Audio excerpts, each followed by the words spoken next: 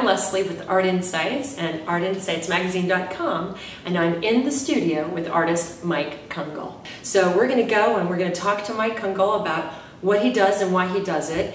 And in the meantime, bear in mind that he and his wife Dina also do a lot of animal rescue, right? So their house is a little bit like a pristine, art-filled Dr. Dolittle house. We're going to go talk to Mike now, okay? Let's go. Okay. So I'm here with Mike Kungl, and I'm excited to show you his studio, him in his studio, and you spend a lot of time here. It's really early in the morning. Thank you. You're welcome. You're welcome. So tell me about what inspires you. I mean, how did you start painting the way that you paint? Where did that happen? Well, Art Deco is a movement that took place between 1920 and 1945. Mm-hmm. It's a very streamlined, graphic, simple, elegant, and bold movement. And I think I just gravitated towards that just by nature. Mm-hmm. The forefathers of industrial design, Raymond Loewy, Henry Dreyfuss, poster designer A.M. Cassander, they just took general objects and graphic design and turned it on end, and that's, you know, it was exciting to you from the time you were a kid. From the time that I'd say when I was going to college, and started studying art history, these things became irrelevant mm-hmm. as to what my natural style gravitated towards. Mm-hmm. The Chrysler Building, the Empire State Building, Rockefeller Center. Mm-hmm. Those are monuments of Art Deco. Mm-hmm. And they stand apart from any kind of other architecture and design that there is out there. Mm-hmm. And that is truly inspiring to me. Mm-hmm. And you have really clean lines and really, yes. You mix really clean lines and really rich color together. Mm-hmm. Yeah, I don't have this traditional methods of figuring things out like that. I'll stare at everything and then come up, be inspired by that. It could be a blue sky. Mm-hmm. It could be a swimming pool. It could be your dress. Mm-hmm. It could be inspiring. And your red hair. Yeah. I mean, that will somehow filter in, unbeknownst to me, into what I'm working on. Uh-huh. Uh-huh. But I do like to have it worked out. There is no deciding anything on canvas at all. Right. It is all done ahead of time, either in my head or on paper, but getting to that process is sometimes the entire game plan, mm-hmm. is to get it down in my head or on paper before it goes on. There's no experimentation on the canvas, ever. Because you do a lot of art for Disney and for, you've done Star Wars that's hugely popular. I mean, you sell that immediately. Right. So, are those subject matters that have always mattered to you, or did you kind of come at it where the things that you loved, and then you took that and executed it within that construct? That's a good question, Leslie. Yes, and the answer is all of the above. Oh yeah? Yeah. I love science fiction. I love B-movies. I love fast food. Well, restaurants, diners. Yeah. Oh, okay. Yeah, diners. Yeah, you know, vintage diners. The old fast food. You know, Bob's Big Boy and Norm's. You know, all that kind of stuff. Route 66.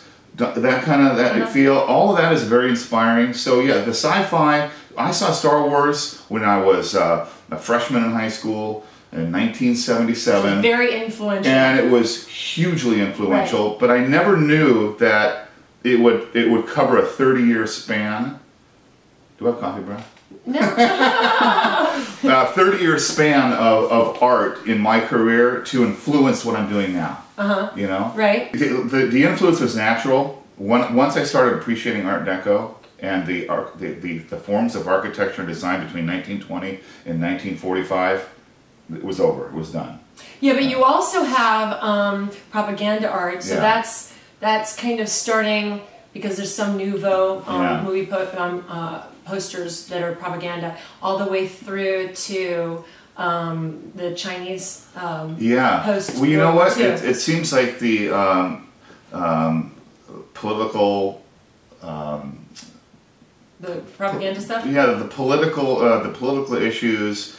Communist countries, they had some really strong graphic designers. Yeah, you beautiful. Know? Good people on their payroll. I mean, it was meant, the propaganda posters, whether it be for World War II or communist countries, they were designed to influence. And the color palette is yeah. too. So it's interesting. Did you ever study the power of color in terms of how it affects the finished look of your art, or does it kind of come naturally and you plan it out in your head? I do a lot of research, but you know, a lot of this research has been done. So just by looking at it, you get it.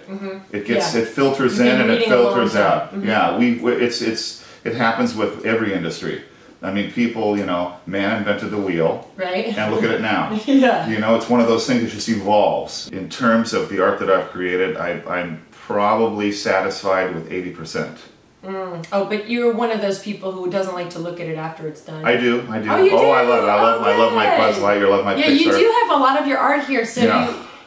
You know, it may be weird to say, but my own art inspires me after after I'm done with it.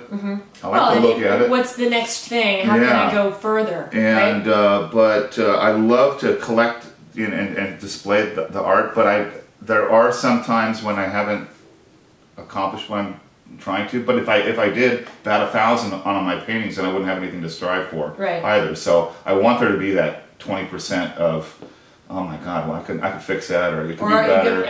Or moving in a direction. And moving in a direction. I experimented, it didn't work out, but it will, you know, that kind of thing. So. And what's your favorite thing about the collectors when you meet them? Because you do go do a lot of shows and meet a lot of your collectors, and his art has been on Big Bang Theory and Big Brother, and there are a bunch of really big collectors. Gilmore Girls, Beauty and the Geek, Star Trek.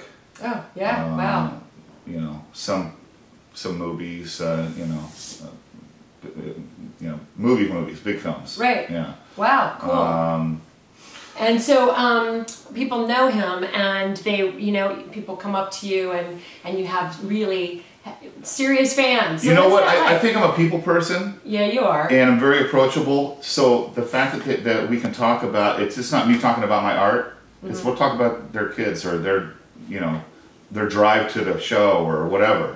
That I think that initial meeting and camaraderie supersedes the art, because if they like the art and they like me, they'll buy the art.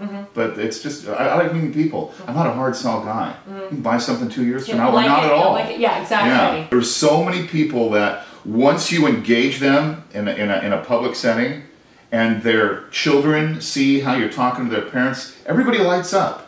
I mean, but I light up too. I mean, I want to see smiles on people's faces. They want to, we crack jokes. Tim Rogers and I were doing a signing up in Sacramento at the train station.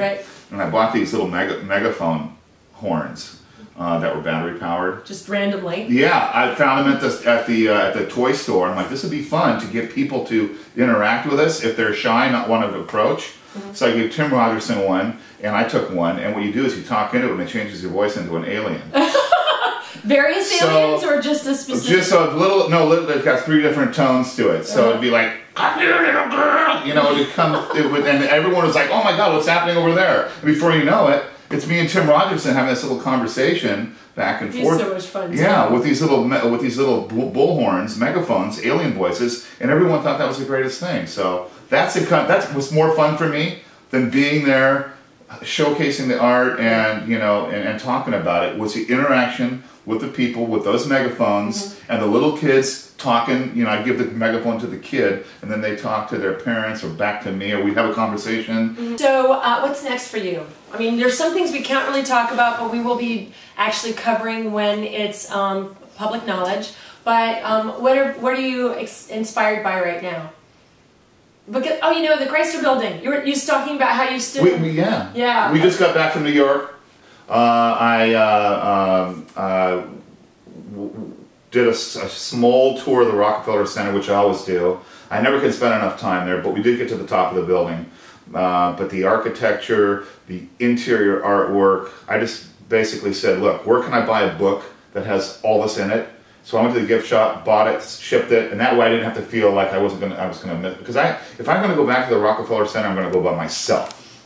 So you can sit there. Yeah, my wife can go shopping. I will go to Rockefeller Center. Right. We'll spend a day doing our own thing, so I can just sit in one spot for half an hour if I want and stare at something. That's how I appreciate things. That was very inspiring. It always is. So you're kind of thinking about it, and it's kind of showing itself in the new stuff you're working on. Everything that I do, I like to draw things that, whether it's a bar of soap or a superhero, the bar of soap I want to be heroic too. Right. It's a heroic bar of soap. That's great. Yeah. Well, thank you so much for talking to me today. This has been really fun, and there's all sorts of, there's a diverse collection of art, images, and subject matter that you work on. So if you have any questions or thoughts about Mike, then you can email me or contact me through ArtInsights. It's artinsights.com or artinsightsmagazine.com for more information. Thank you so much. And, thank you, Leslie. And we'll see you again soon. Bye, Annabelle. Bye. Thanks for doing the video, Leslie. Can I get you a martini?